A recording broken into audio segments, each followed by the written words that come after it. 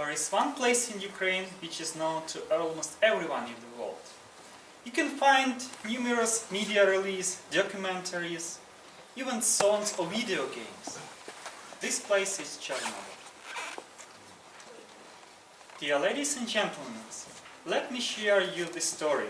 Alienation Zone, Wildlife's Paradise, which will reflect my personal view about what is going on in that enigmatic place nowadays. I'm doing research in Chernobyl. More specifically, I'm studying how flora is adapting to contaminated environment. The project started about 6 years ago. The very first time I went to Chernobyle, I was feeling not very comfortable. Partially because of experienced colleagues who were telling scary things about the zone, and partially because of buried village for all around, despite hardly noticeable because of lush vegetation. Primary destination was Chernobyl itself, nowadays the only inhabited place. Because of rigorous cleaning, now it's a relatively clean and safe place. Therefore, we established our counterpost in this area. Yet the biggest impression for me was ferries on the river Pripyat, actually cemetery of tugboats over there. And once in a while, a colleague of mine met wild boar which was roaming around the very center of the city. Let's move all the way to the power plant. And the landmark there is the cooling channel, actually the bridge which goes through this channel. In this channel, local dolphins are living. Those are 2 meters long catfish.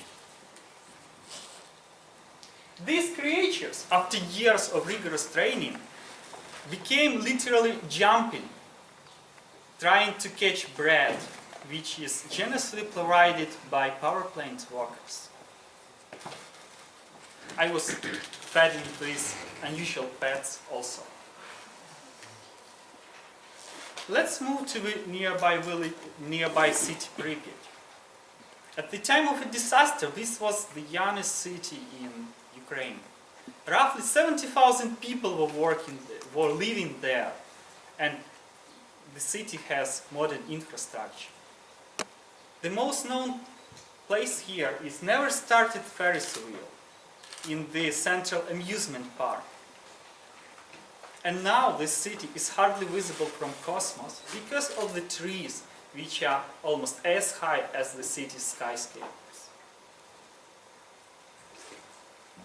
Yet, the most terrible place in the zone is Red Forest. At the time of a disaster, thousands and thousands of trees, pines, were turned rusted red within hours. Even nowadays, if you will have such a portable dosimeter and count there, it will likely beep very loud. And the numbers would be out of scale. It means you would better not walk there without a solid reason. Yet it looks that the birches do not care despite this corpse of the pines which are lying all around. When working in the zone, good idea is to protect yourself of this a little bit. Do you remember the joke I told you that experienced colleagues made on me in the very beginning? A few years later, I made my revenge. Then the collaborator of us came to visit the site. He was so scarified that he decided to put on this possible protective suit, looking like a Norwegian army soldier. All this a little bit of imagination as history.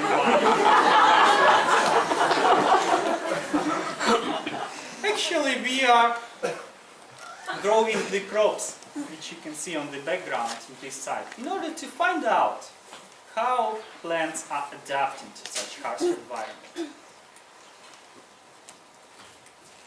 Any ideas what is here? If we have funds on contemporary art, you can easily identify that it is postmodern masterpiece.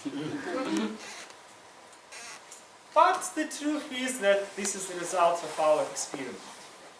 Using sophisticated separation technique, we are visualizing thousands of proteins. This allows us to find out which molecular pathways are involved in the adaptation process and thus enabling generative theories about how plants are adapting to ionizing radiation.